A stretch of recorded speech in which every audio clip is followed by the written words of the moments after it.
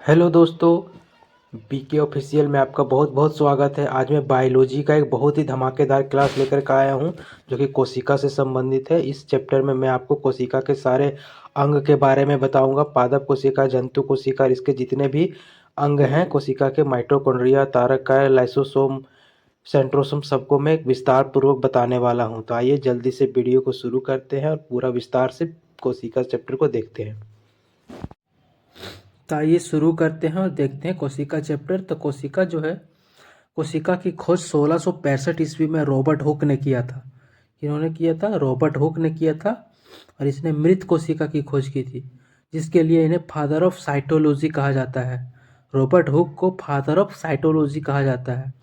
वहीं अगर जीवित कोशिका की बात करें तो जीवित कोशिका की जो खोज है वो 1674 ईस्वी में एंटिनो ऑन लीeuwenhoek ने किया था, जिनके लिए इन्हें फादर ऑफ बैक्टीरियोलॉजी कहा जाता है, क्योंकि बैक्टीरिया में इन्होंने जो है वो जीवित कोशिका की खोज की थी। और मृत कोशिका की खोज जो है वो रॉबर्ट हुक ने किया था 1665 में। तो याद रखिएगा, कोशिका का अध्ययन जो है वो साइटोलॉजी कहलाता है।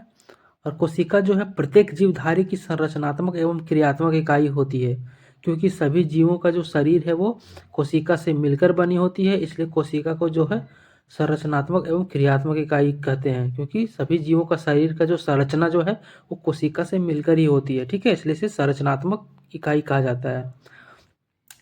सभी जीवधारियों का शरीर कोशिका से मिलकर बना होता है। रॉबर्ट ब्राउन ने अपनी कोशिका संबंधित खोजों का जो वर्णन है वो माइक्रोग्राफिया पुस्तक में किया है। किसमें किया है? माइक्रोग्राफिया पुस्तक में उन्होंने जितने भी कोशिका सिद्धांत के बारे में जो बताया है वो उसी में बताया है। ठीक है। स्लाइडेन एवं स्वान ने अपने थ्योरी में एक सिद्धांत दिया, जिसमें उन्होंने बताया कि कोशिका शरीर की सबसे छोटी इकाई होती है। ठीक है, तो किसने बताया? स्लाइडेन एवं स्वान नामक दो वैज्ञानिक थे, जिन्होंने ये बताया है कि कोशिका शरीर की सबसे छोटी इकाई होती है। वहीं अगर सबसे छोटी कोशिका की बात करें तो सबसे छोटी कोशिका जो है वो माइकोप्लाज्मा होता है, माइकोप्लाज्म। और दूसरा जो है सबसे बड़ी कोशिका जो है वो शुतुरमुर्ग का अंडा होता है।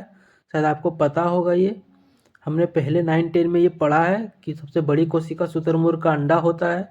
मानव में सबसे बड़ी कोशिका जो है वो अंडाणु होता है। ठीक है, व्यूम होता है, अंडाणु होता है सबसे बड़ी कोशिका। और मानव में अगर सबसे छोटी कोशिका की बात करें तो वो शुक्राणु होता है। क्या होता है? शुक्राणु होता है। स्पर्म। सबसे लंबी कोशिका तंत्रिका कोशिका न्यूरॉन होती है, जो कि ब्रेन में मौजूद होती है। कहाँ पे? ब्रेन में। और इम्पोर्टेंट फैक्ट्स में थोड़ा सा बता देते हैं। इम्पोर्टेंट फैक्ट्स ये है कि तंत्रिका कोशिका में किसी तरह का कोशिका का विभाजन नहीं होता है। क्या होता है? कोशिका विभाजन नहीं होता है तंत्रिका कोशिका में, जिसके कारण सर में चोट लगने से आदमी की मृत्यु हो जाती है। जो माथा जो होता है हमारा सर, उसमें किसी भी तरह का कोशिका का विभाजन नहीं होता है, जिसके वजह से जब किसी कारण से माथा में चोट लग जाती है तो उसमें कोशिका का विभाजन नहीं हो पाता है, जिसके वजह से आदमी की मृत्यु हो जाती है। ठीक है। सबसे तेज कोशिका विभाजन जो होता है वो यकृत में होता है, लीवर में। इसको भी याद रखिएगा, कभी कभी पूछ देता है ये भी, इसलिए इसको भी मैंने साइड में लिख दिया है। सबसे तेज कोशिका विभाजन कहाँ होती है? यकृत, लीवर में होती है। ठीक है, तो इम्पोर्टेंट पॉइंट्स था, ये भी याद रखिएगा। अब आगे नेक्स्ट देखते हैं, इसके कोशिका के कितने सारे अंग हैं उसको भी विस्तार से देखेंगे। अब कोशिका के विभिन्न अंग का अगर बात करें तो कोशिका जो है वो, कोशिका के बहुत सारे अंग होते हैं, जैसे कि कोशिका झिल्ली, केंद्रक, जीवद्रव्य, माइटोकॉन्ड्रिया, राइबोसोम, अंतर्द्रव्यी जालिका, कोल्जिकाए, लाइसोसोम, रेखिकाएँ, जिसको रसधानी बोलते हैं। फिर कोशिका भित्ति, लवक, तारकाय, इतने सारे अंग होते हैं कोशिका में। ठीक है, जंतु कोशिका में ये मौजूद होते हैं। पादप कोशिका में कुछ कुछ इसमें से कुछ अंग जो है वो पादप कोशिका में भी पाई जाती है, लेकिन हम लोग मुख्य रूप से जंतु कोशिका के बारे में पढ़ेंगे। तो आइए हम लोग कोशिका के सभी अंगों को विस्तार पूर्वक एक एक करके देखेंगे। ठीक है, तो आइए हम सबसे पहले शुरू करेंगे कोशिका झिल्ली, सेल। तो कोशिका झिल्ली के बारे में समझेंगे, जिसको सेल मेम्ब्रेन इंग्लिश में बोलते हैं, इसको सेल मेम्ब्रेन। कोशिका झिल्ली जो है वो पादप और जंतु दोनों में पाए जाते हैं। क्या है? कोशिका झिल्ली पादप और जंतु कोशिका दोनों में मौजूद होते हैं, और इसे अर्धपारगम्य झिल्ली बोलते हैं। इसे अर्धपारगमय झिल्ली के रूप में भी जाना जाता है। क्यों जाना जाता है? क्योंकि ये जो है वो केवल हानिकारक पदार्थों को ही कोशिका के अंदर कभी नहीं आने देता है। ये सिर्फ उसी पदार्थ को अंदर आने देती है जिसका ज़रूरत होता है, बाकी हानिकारक पदार्थों को रोकने का काम करती है ये, ठीक है। इसलिए इसको अर्धपारगमय झिल्ली बोलते हैं। इसकी संरचना जो है वो इमेज में देखिए, ये छोटा वाला जो दिख रहा है यही है कोशिका झिल्ली।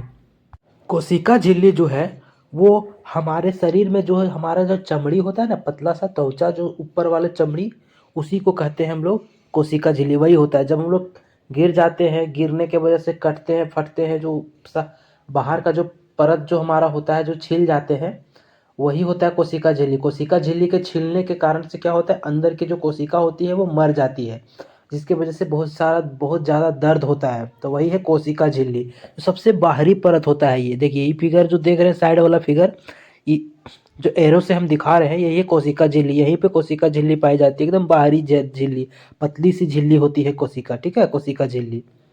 समझ में आ रहा है ना? तो समझिए, थोड़ा सा ध्यान दीजिए कि कोशिका झिल्ली जो होती है वो सबसे बाहरी संरचना होती है कोशिका में। अगर हम त्वचा का बात करें, हमारे शरीर की त्वचा का जो ऊपर का जो चमड़ी होता है, हाथ पैर पूरा शरीर के बारे में बात कर रहे हैं, उसका जो पतली चमड़ी जो होता है ऊपर वाला भाग, उसी को कोशिका झिल्ली बोलते हैं, ठीक है। इसके बाद अब हम सेकेंड नंबर देखेंगे। सेकेंड नंबर में जो है वो हम लोग अब केंद्रक देखेंगे दूसरा नंबर में। सेकेंड नंबर केंद्रक जो है, केंद्रक की खोज स्कॉटिश वनस्पति शास्त्र रॉबर्ट ब्राउन ने 1831 में किया था। केंद्रक जो है कोशिका की गतिविधियों को नियंत्रित करता है। क्या करता है? कोशिका की जितनी भी गतिविधियां होती है उसको नियंत्रित करने का काम करती है केंद्रक। इसीलिए केंद्रक को जो है कोशिका का नियंत्रण कक्ष, कंट्रोल सेंटर इंग्लिश में इसको कहा जाता है, ठीक है। ये प्रत्येक कोशिका को नियंत्रित करता है, इसीलिए कोशिका का इसे दिमाग भी कहा जाता है।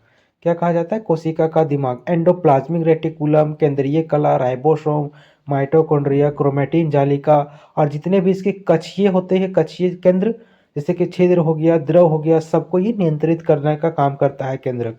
इसलिए इसको कोशिका का दिमाग कहा जाता है। क्या कहा जाता है? कोशिका का दिमाग। इसमें 80% प्रोटीन पाया जाता है, 80% प्रोटीन। डीएनए का भी संचालन जो है वो केंद्रक ही करता है।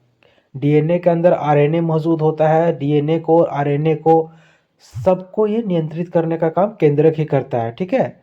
तो केंद्रक, यहीं पे केंद्रक समाप्त होता है। अब इसके बाद हम लोग देखेंगे थर्ड नंबर में जीव द्रव्य।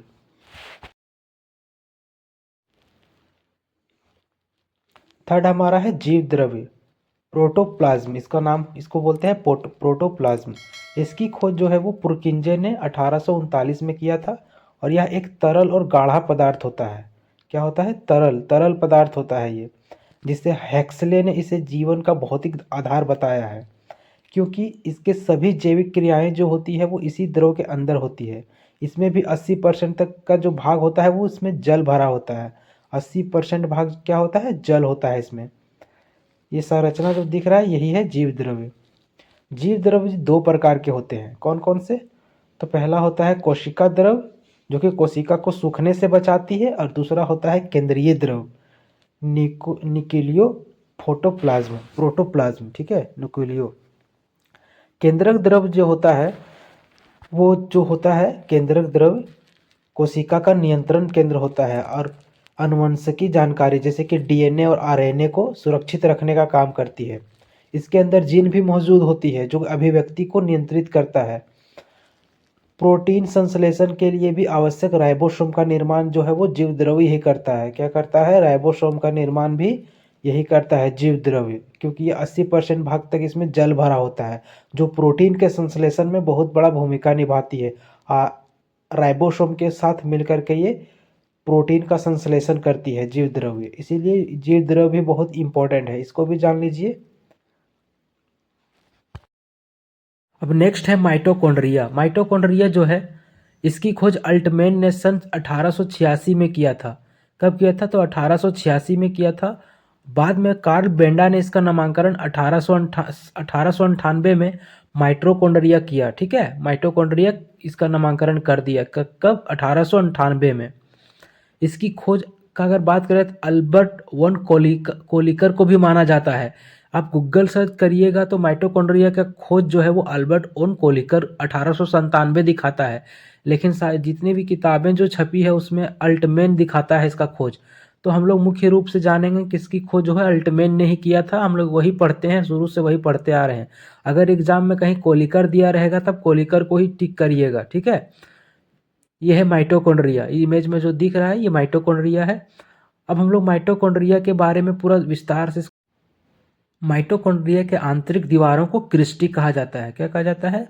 इसके जो आंतरिक दीवार होती है, जो मुड़ा मुड़ा जो जो ये क्या बोलते हैं, ये नीला वाला भाग जो दिख रहा है, इसको हम लोग क्रिस्टी कहेंगे। क्या कहेंगे? क्रिस्टी। ये सबसे आंतरिक भाग होता है। इस इमेज से देखिए क्लियर पता चल रहा है, जो ये ब्लू वाला भाग होता है ये क्रिस्टी होता है। यहाँ पे जो है वो क्रेब्स चक्र चलता रहता है। ये क्रेब्स चक्र क्या होता है? तो ये क्रेब्स चक्र जो है वो एटीपी ऊर्जा का निर्माण करता है। कोशिका के विभिन्न कार्यों को शक्ति प्रदान करता है। एटीपी ऊर्जा जब ये निर्माण करती है तो पूरे कोशिकाओं को क्या है, एनर्जी मिलता है, जिसके वजह से शरीर में गतिविधियां जो होती है कोशिका इसी ऊर्जा के माध्यम से करती है, ठीक है। तो इसमें एटीपी ऊर्जा का निर्माण होता है। माइटोकॉन्ड्रिया को मुख्य रूप से कोशिका का इंजन भी कहा जाता है। क्या कहा जाता है? कोशिका का इंजन कहा जाता है, क्योंकि कोशिका जो है इसी से ऊर्जा लेकर के पूरे शरीर की सारे कार्य को करती है। माइटोकॉन्ड्रिया को मुख्य रूप से कोशिका का power house, power of the cell कहा जाता है, ऊर्जा केंद्र, एनर्जी सेंटर, क्योंकि यह एटीपी के रूप में ऊर्जा बनाता है। इसे हिंदी में जो है सूत्र कणिका भी कहते हैं, ठीक है। कुछ जगहों पर कॉन्ड्रियोसोम भी इसको कहा जाता है, या पहले बायोब्लास्ट भी कहा जाता था। पहले बायोब्लास्ट के नाम से भी जाना जाता था। इस जितने भी माइटोकॉन्ड्रिया के नाम हैं वो सारा मैंने इसमें कवर कर दिया है, ताकि एग्जाम में कुछ भी पूछे तो आप आसानी से इसको टिक कर सकिएगा, ठीक है। एटीपी का पूरा नाम जो होता है वो होता है एडिनोसिन ट्राइफॉस्फेट। इसको भी याद रखिएगा थोड़ा ध्यान में। तो मेन रूप से जो माइटोकॉन्ड्रिया का काम होता है वो सारे कोशिकाओं को जो है वो एटीपी के रूप में ऊर्जा प्रदान करने का काम होता है, ठीक है। अब इसके बाद हम लोग आगे देखेंगे नेक्स्ट। इसके बाद हम लोग देखेंगे नेक्स्ट जो है वो राइबोसोम देखेंगे। तो सर्वप्रथम रॉबिन्सन एवं ब्राउन ने 1953 में पादप कोशिका में तथा पेलाडे ने 1955 में जंतु कोशिका में राइबोसोम को देखा, और 1958 में रिचर्ड बी रॉबर्ट्स ने इसका नामकरण किया। राइबोसोम का नामकरण किसने किया? रिचर्ड बी रॉबर्ट्स ने इसका नामकरण किया। ये कोशिका के अंदर का सबसे छोटा अंग होता है, सबसे छोटा सा अंग होता है, और यह प्रोटीन का निर्माण करती है। क्या करती है? प्रोटीन का निर्माण करती है। ये इमेज में जो देख रहे हैं ना, यही है राइबोसोम। ये जो छोटा छोटा दाने जैसा जो कण दिखाई दे रहा है, यही है राइबोसोम। ये क्या करता है? ये प्रोटीन का, राइबोसोम को जो है वो प्रोटीन का कारखाना भी कहा जाता है। क्यों कहा जाता है? क्योंकि ये प्रोटीन का निर्माण करता है, प्रोटीन का संश्लेषण करता है। राइबोसोम दो प्रकार का होता है, ये 70S राइबोसोम और 80S राइबोसोम, दोनों का अलग अलग काम है। 70S राइबोसोम को अगर देखा जाए तो ये मुख्य रूप से प्रोकैरियोटिक कोशिकाओं जैसे कि बैक्टीरिया, नीलहरी शैवाल में उपस्थित होता है, और 80S राइबोसोम जो है यूकेरियोटिक कोशिकाओं, पादप और जंतु के साइटोप्लाज्मा में उपस्थित होता है, और मुख्य रूप से प्रोटीन का संश्लेषण करने का काम लेता है। 70 और 80S राइबोसोम के रूप से प्रोटीन का संश्लेषण में भाग लेता है। ये सब दोनों मिलकर क्या करता है? प्रोटीन के संश्लेषण में बहुत ज़्यादा भाग लेती है ये 70S और 80S राइबोसोम, ठीक है। तो दोनों ही बहुत ही इंपॉर्टेंट है। अब आगे नेक्स्ट देखते हैं। नेक्स्ट है अंतःप्रदवायी जालिका, एंडोप्लाज्मिक रेटिकुलम। अब ये क्या है? तो ये जो है अंतःप्रदवायी जालिका की खोज जो है इसका श्रेय मुख्य रूप से केथ पोर्टर को दिया जाता है, जिन्होंने 1945 में इलेक्ट्रॉन माइक्रोस्कोप का उपयोग करके इसकी खोज की थी और इसका नामकरण किया था। हालांकि अल्बर्ट क्लाउड और अर्नेस्ट फूलम ने भी इसमें महत्वपूर्ण योगदान दिया है, लेकिन इसकी अगर खोज की बात करें तो इसका खोज का जो श्रेय है वो पोर्टर को दिया जाता है, कैथ पोर्टर को, ठीक है। तो याद रखिएगा अंतःप्रदवायी जालिका जो है वो झिल्लीबद्ध नालियों और चादरों का एक बड़ा जाल होता है। इमेज में देख रहे हैं ना, ये जो मुड़ा मुड़ा सा साइड का जो है, इसमें दो प्रकार की जो होती है अंतःप्रदवायी जालिका पाई जाती है। इसमें एक स्मूथ होता है तो दूसरा होता है रफ, जिसको एक चिकनी और खुरदरी कहा जाता है, ठीक है। दोनों के अलग अलग काम होते हैं।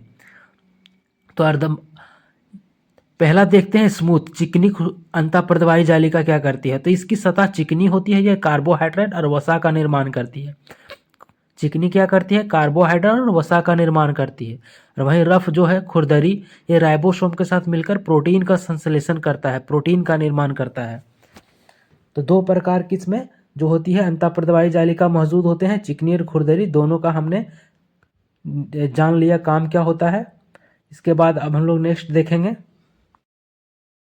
इसके बाद अब हम लोग देखेंगे गोल्जी काय, गोल्जी बॉडी। ठीक है, इसको गोल्जी उपकरण भी कहा जाता है।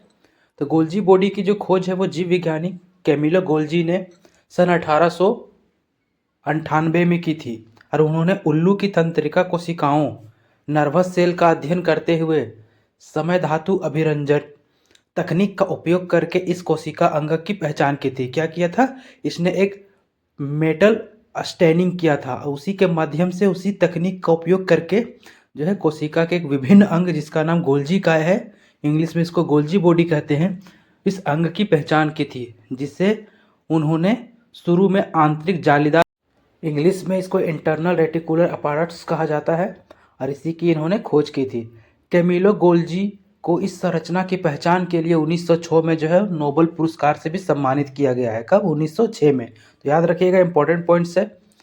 यह झिल्लीदार चपटी थैलियों का एक समूह होता है जो केंद्रक के पास स्थित होता है। इमेज में जो देख रहे हैं ना, यही है गोल्जी बॉडी। ठीक है, यही झिल्लीदार होता है, चपटी थैलियों के आकार का होता है, जो कि केंद्रक के पास मौजूद होता है। और इसे गोल्जी कम्प्लेक्स या गोल्जी अपडेटर्स भी कहा जाता है, सॉरी अपरेट्स भी कहा जाता है। पादप कोशिकाओं में क्या है, पादप कोशिकाओं में जो है इन्हें डैक्टियोसोम कहा जाता है। यह पदार्थ का परिवहन करता है और यातायात में सहायक होता है, जिसके कारण इसे कोशिका का डाकघर, पोस्ट ऑफिस भी कहा जाता है। क्या कहा जाता है, यह यातायात का काम करता है, जिसके लिए इसे कोशिका का पोस्ट ऑफिस भी कहा जाता है। याद रखिएगा, गोल्जी बॉडी बहुत ही इंपॉर्टेंट है। अब इसके बाद हम लोग नेक्स्ट देखेंगे लाइसोसोम। लाइसोसोम बहुत ही इंपॉर्टेंट है, बीबीआई है, इससे एग्जाम में अक्सर क्वेश्चन पूछा जाता है। तो देखिए लाइसोसोम, लाइसोसोम की खोज जो है वो कृष्णो डी डुबे ने 1955 में की थी। कब की थी, 1955 में, डी डुबे ने। लाइसोसोम मुख्य रूप से जंतु कोशिकाओं में ही पाए जाते हैं। प्रमुखता से जो है वो सिर्फ जंतु कोशिकाओं में ही पाए जाते हैं, जबकि पादप कोशिकाओं में इसकी भूमिका जो है वो रसधानी निभाती है। क्या करती है, पादप कोशिका में इसकी जो भूमिका है वो रसधानी निभाती है। जब कोशिका क्षतिग्रस्त, जैसे कि पुरानी हो जाती है, तो लाइसोसोम फट जाते हैं और वो अपने ही एंजाइम से कोशिका को पचाने लगते हैं, जिससे कोशिका की मृत्यु हो जाती है। उस समय लाइसोसोम को जो है वो आत्मघाती थैली कहा जाता है, आत्महत्या की थैली या फिर आत्मघाती थैली कहा जाता है। ठीक है, तो इससे एग्जाम में अगर पूछा जाएगा कि बताइए आत्मघाती थैली किसे कहा जाता है, तो वहाँ पे लाइसोसोम आंसर हो जाएगा। ठीक है, इसका कार्य जो है वो कोशिका के अंदर भोजन और अपशिष्ट पदार्थों को पचाकर कोशिका को साफ रखते हैं। और ये गोल होते हैं, कि कैसा होता है, गोल, एक झिल्ली वाली थैलियां हैं जो गोल्जी उपकरण द्वारा निर्मित होती है, गोल्जी उपकरण द्वारा ये निर्मित होती है। आरबीसी के अंदर लाइसोसोम नहीं पाया जाता है। क्या है, आरबीसी के अंदर लाइसोसोम नहीं पाया जाता है। अतः आरबीसी मरने के बाद स्प्लीन पलीहा में पाया जाता है, जिसके कारण पलीहा को आरबीसी का कब्रिस्तान कहा जाता है। तो आरबीसी के बारे में मैंने डिटेल्स में पहले पिछले वीडियो में मैंने पढ़ा दिया है, तो आप उस वीडियो को भी देख सकते हैं। उसमें मैंने रक्त और रक्त समूह, ब्लड ग्रुप के बारे में पूरा डिटेल से पढ़ाया हुआ है पीछे की वीडियो में, तो आप इसके बारे में पूरा देख सकते हैं पीछे वीडियो में। आरबीसी के बारे में, आरबीसी को कब्रिस्तान कहा जाता है, पलीहा को आरबीसी का कब्रिस्तान कहा जाता है, उसमें मैंने पूरा डिटेल्स में सब कुछ बता रखा है। तब आगे देखते हैं नेक्स्ट। अब हम लोग कोशिका भित्ति देखते हैं। कोशिका भित्ति को सेल वॉल बोला जाता है इंग्लिश में। कोशिका भित्ति पादप कोशिका के सबसे बाहरी आवरण होता है। इमेज में जो देख रहे हैं ना, पादप कोशिका में जो ये सबसे बाहरी आवरण होता है, और जंतु कोशिका में ये नहीं पाया जाता है। क्या, जंतु कोशिका में नहीं पाया जाता, आप समझिए थोड़ा सा। ठीक है, ये बाहरी आवरण होता है। आप पेड़ देखें, पेड़ का जो सूखा भाग होता है, ऊपर वाला छाल जो सूखा होता है, वही होता है कोशिका भित्ति। ठीक है, वो उसमें क्या है, वो निर्जीव भाग होता है। ठीक है, इसकी खोज जो है रॉबर्ट हुक ने सन 1665 में मृत कोशिका के रूप में किया था। किसने किया था? रॉबर्ट हुक ने किया था 1665 में। इसी के माध्यम से उन्होंने जो है कोशिका की खोज की थी, रॉबर्ट हुक ने मृत कोशिका की, याद है ना। कोशिका भित्ति एक कठोर और मजबूत संरचना होती है। क्या होती है? मजबूत संरचना होती है, बहुत ही कठोर होती है। कुछ कोशिकाओं जैसे कि पौधों, कवक, बैक्टीरिया और कुछ शैवालों की बाहरी परत को भी ये बनाने का काम करती है कोशिका भित्ति। कोशिका भित्ति एक महत्वपूर्ण संरचनात्मक घटक है जो कोशिका को बाहरी आक्रमणों से सुरक्षा प्रदान करने का काम करती है, उसका आकार बनाए रखने और उसकी कार्यात्मक सुनिश्चित सुनिश्चित करने में भी मदद करती है। ये सेलुलोज, काइटिन और पेप्टिग्लोलाइड ग्लाइकोस जैसे विभिन्न पदार्थों से बनती है जो कि कोशिका के प्रकार के आधार पर भिन्न हो सकते हैं। ठीक है, इसकी संरचना जो है कभी कभी भिन्न भी हो सकती है, तो याद रखिएगा, ये भी इंपॉर्टेंट है कोशिका भित्ति। आपको बताया मैंने, सब पेड़ पौधों में ये पाया जाता है और उसके सबसे बाहरी आवरण होता है, जो सूखा वाला भाग होता है उसका छाली पेड़ का, वही होती है कोशिका भित्ति। ये बाहरी आवरण से अंदर वाली झिल्ली को जो है सुरक्षा प्रदान करती है। ठीक है, तो याद रखिएगा, बहुत ही इंपॉर्टेंट है। कोशिका भित्ति के बाद अब हम लोग राजधानी को भी देख लेते हैं। राजधानी, एंटिनो वन लियोनहॉक ने इसकी खोज जो है 1676 में एक पादप कोशिका के रूप में किया था। ठीक है, बाद में 1841 में डुजार्जिन ने जो है इसे राजधानी नाम दिया। यह कोशिका में जल, पोषक तत्वों और अपशिष्ट पदार्थों को जमा करने वाली एक एकल झिल्ली वाली थैलीनुमा संरचना होती है। ये देखिए इमेज में, ये क्या होती है? एक थैलीनुमा संरचना होती है, थैली के समान ये दिखाई देते हैं राजधानी। ठीक है, इसमें पूरा जल भरा होता है। पौधों में जल, शर्करा और कार्बनिक अम्ल का भंडार भी करती है ये। ठीक है, क्या करती है? जल का भंडार करती है, कार्बनिक अम्ल भी, उसका भी भंडार करती है ये जंतु में छोटा होता है, एकदम छोटा सा होता है जंतुओं में, जबकि पादपों में बहुत बड़ा होता है। क्यों? क्योंकि उसमें ज़्यादा जल को ये स्टोर करके रखता है, ज़्यादा जल को जमा करने का काम करता है पादपों में, इसलिए इसका सबसे मेन काम क्या है? जल को इकट्ठा करने का काम ये करती है। राजधानी के चारों ओर की जो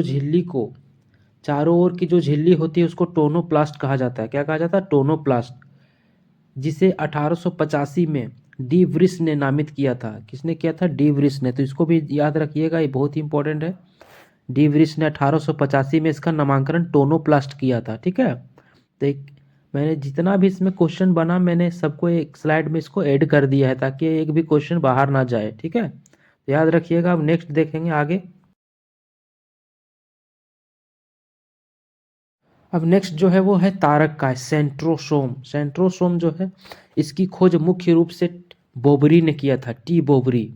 ठीक है, 1888 में। यह केवल जंतु कोशिका में केंद्रक के पास पाया जाने वाला एक झिल्ली रहित कोशिकांग होता है। ये देख रहे हैं ना, स्टार जैसा बना हुआ है, यही है सेंट्रोसोम। यह केवल जंतु कोशिका में केंद्रक के पास पाया जाने वाला एक झिल्ली रहित कोशिकांग होता है जो कोशिका विभाजन, सेल डिवीजन में तुर्क तंतु बनाकर सहायता करता है। क्या करता है? तुर्क तंतु बनाने का काम करती है और कोशिकाओं को सहायता प्रदान करती है। इसे सेंट्रोसोम या डिप्लोसोम भी कहा जाता है। दो नाम है इसका, सेंट्रोसोम या डिप्लोसोम। ये कोशिका का विभाजन करता है और मस्तिष्क में सेंट्रोसोम नहीं पाया जाता है। इसी वजह से क्या है, मस्तिष्क में कौन जो है वो कोशिका विभाजन नहीं होता है, जिससे चोट लगने के बाद आदमी मर जाता है। मस्तिष्क में ये सेंट्रोसोम नहीं पाया जाता है। इसका मेन काम जो है वो कोशिका का विभाजन करना होता है। सेंट्रोसोम केवल क्या है, जंतु कोशिका में ही पाया जाता है। ठीक है, अब पादप कोशिका में कोशिका विभाजन सेल प्लेट के द्वारा होता है। पादपों में किसके द्वारा होता है? तो सेल प्लेट के द्वारा होता है। इसका कार्य भी देख लेते हैं। इसका कार्य जो है वो है, यह कोशिका विभाजन के दौरान तुर्क उपकरण बनाता है। क्या बनाता है? तुर्क उपकरण बनाता है, स्पैंडल एपरेटस।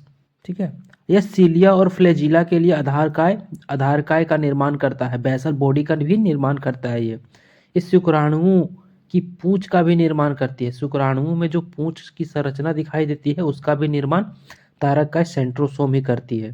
तो बहुत सारे इंपॉर्टेंट फैक्ट्स इसमें हैं, सबको याद रखिएगा। इसका मेन कार्य जो है क्या है, शुक्राणुओं को की जो पूंछ नुमा संरचना जो है वो तारकाय ही बनाने का काम करती है, ठीक है। अब हम लोग नेक्स्ट देखेंगे लवक। लवक जो है, लवक की खोज सर्वप्रथम जो है वो हेक्ले हेक्ले ने 1865 में की थी। लेकिन बाद में AFWS स्पिनर, ठीक है, सॉरी सिम्पर ने जो है 1885 में इन्हें प्लास्टिड नाम दे दिया। लवक केवल पादप कोशिकाओं में पाए जाने वाले गोल और अंडाकार कोशिकांग होता है, ठीक है, और जो प्रकाश संश्लेषण और भोजन संचय में मदद करता है, भोजन बनाने में पदार्थों को काफ़ी मदद करता है। क्यों करता है? क्योंकि इसमें हरित लवक नाम का एंजाइम्स मौजूद होते हैं। क्या होते हैं? हरित लवक नामक एक वर्णक मौजूद होता है, जिसको एंजाइम भी बोल सकते हैं। पादप जगत का सबसे बड़ा कोशिकांग जो होता है वो लवक ही होता है। यह केवल पादपों में पाया जाता है। कहाँ पाया जाता है? केवल ये पादप कोशिका में ही पाई जाती है लवक। और ये 3 प्रकार के होते हैं, 3 प्रकार के। पहला हरित लवक, दूसरा अवर्णित लवक और तीसरा वर्णित लवक। 3 प्रकार के होते हैं, क्लोरोप्लास्ट, ल्यूकोप्लास्ट और क्रोमोप्लास्ट। तीनों को अलग अलग कार्य हैं, तो आइए तीनों को समझते हैं, तीनों के अलग अलग कार्यों को। पहला है हरित लवक। हरित लवक को देखते हैं। इसकी संरचना जो है हरी कलर की दिख रही है, वही है। ये भोजन का निर्माण करता है, भोजन का निर्माण करने में सहयोग करता है। और ये पेड़ की पत्तियों में पाई जाती है। कहाँ पे? पत्तियों में। पत्तियों को हरा रंग प्रदान करती है हरित लवक, ठीक है। ये पत्तियों को हरा रंग प्रदान करती है, इसमें क्लोरोप्लास्ट मौजूद होता है, इसलिए पत्तियों को ये हरा रंग प्रदान करती है। नेक्स्ट है अवर्णित लवक। अवर्णित लवक ल्यूकोप्लास्ट। ये भोजन का संग्रह करता है, भोजन को जमा करने का काम करता है। और यह जड़ और फल में पाई जाती है। जड़ से जो है खनिज लवण प्राप्त करती है और भोजन बनाने में भी महत्वपूर्ण भूमिका निभाती है अवर्णित लवक। तीसरा है वर्णित लवक, क्रोमोप्लास्ट। ये क्या करती है? क्रोमोप्लास्ट जो है ये फलों और फूलों में पाया जाता है और विभिन्न रंग प्रदान करते हैं। जैसे बहुत सारे, जैसे कि टमाटर का लाल रंग जो है वो लाइकोपीन के वजह से जो लाल होता है वो क्रोमोप्लास्ट के कारण से होता है। गाजर देखो, गाजर का जो लाल रंग है वो केरोटीन के कारण होता है। केरोटीन नाम का इसमें वर्णक मौजूद होता है, जिसके वजह से इसका रंग लाल होता है। नेक्स्ट है चुकंदर। चुकंदर में जो है बीटानोन पाया जाता है और फलों का जो पीला रंग है वो जिंथोफिल के वजह से इस तरह से मौजूद होता है। तो ये सब क्लोरोप्लास्ट के वजह से होता है, ठीक है। तो याद रखिएगा, तीनों बहुत ही इंपॉर्टेंट था। अब हम लोग नेक्स्ट देखेंगे कोशिका के प्रकार। तो आइए कोशिका के प्रकार को भी समझ लेते हैं। कोशिका की जो प्रकार है वो 2 प्रकार के होते हैं। पहला प्रोकैरियोटिक कोशिकाएं और दूसरा यूकैरियोटिक कोशिकाएं। यहीं अगर यूकैरियोटिक कोशिका जो है इसको 2 भागों में बांटा जाता है, जैसे कि पादप और जंतु, प्लांट एनिमल, 2 प्रकार के ये होते हैं। तो दोनों को आइए हम लोग थोड़ा सा समझ लेते हैं। पहले प्रोकैरियोटिक समझते हैं, फिर यूकैरियोटिक समझते हैं। अब प्रोकैरियोटिक को देख लेते हैं। प्रोकैरियोटिक को, बगल में प्रोकैरियोटिक का फिगर है। कोशिका के सभी अंग मौजूद नहीं होता है। क्या है? प्रोकैरियोटिक में जो है कोशिका के सभी अंग मौजूद नहीं होता है, इसमें कुछ ही अंग पाए जाते हैं। इसे प्रारंभिक कोशिका भी कहते हैं। क्या? प्रारंभिक कोशिका। ये बहुत ही छोटा होता है, इसमें कोशिका झिल्ली नहीं होती है और आमतौर पर ये गोलाकार होता है। इसमें एक प्रकार का डीएनए भी मौजूद होता है, आमतौर पर गोलाकार डीएनए होता है ये, ठीक है। आकार में ये सूक्ष्म होते हैं, एकदम 0.1 से एकदम 5.0 म्यूनोमीटर के बीच इसका आकार होता है। बहुत छोटा, एकदम बहुत छोटा। अंग का बात करें तो माइटोकॉन्ड्रिया और गोल्जी काय जैसे जटिल अंग इसके अंदर नहीं पाए जाते हैं। क्या होता है? माइटोकॉन्ड्रिया और गोल्जी काय, गोल्जी बॉडी इसमें नहीं पाए जाते हैं। उदाहरण के तौर पर अगर बात किया जाए तो जीवाणु और आर्किया जैसे जीवों में ये मौजूद होता है, प्रोकैरियोटिक, ठीक है। अब वहीं यूकैरियोटिक की बात करें तो यह पूरी तरह से विकसित होती है और ये पादप और जंतु दोनों में पाई जाती है और इसका आकार भी बहुत ही बड़ा होता है। इसमें कोशिका के लगभग लगभग सभी अंग पाए जाते हैं। माइटोकॉन्ड्रिया, एंडोप्लाज्मिक रेटिकुलम, जिसको खुरदरी अंतःप्रद्वायी जालिका कहते हैं, फिर गोल्जी उपकरण केवल यूकैरियोटिक में ही मौजूद होता है, ठीक है। तो इसको भी याद रखिएगा, बहुत ही इंपॉर्टेंट है।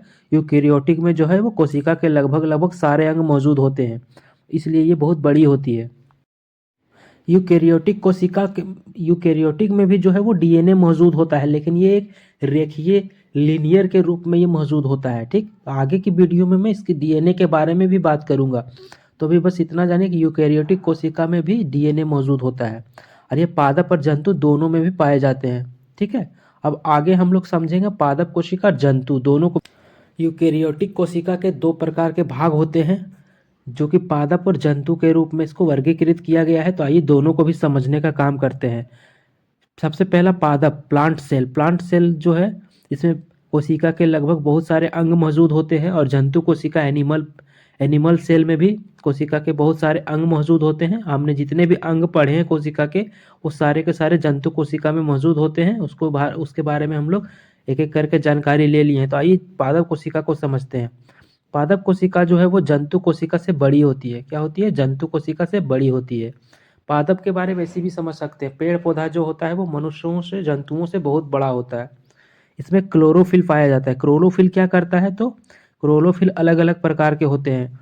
क्लोरोफिल जो है वो पादपों में हरा रंग प्रदान करता है। ठीक है, मनुष्यों में ये नहीं पाया जाता है। अगर इस मनुष्यों में भी अगर मौजूद होता तो मनुष्य भी हरा रंग का दिखता, लेकिन ये मनुष्यों में मौजूद नहीं होता है।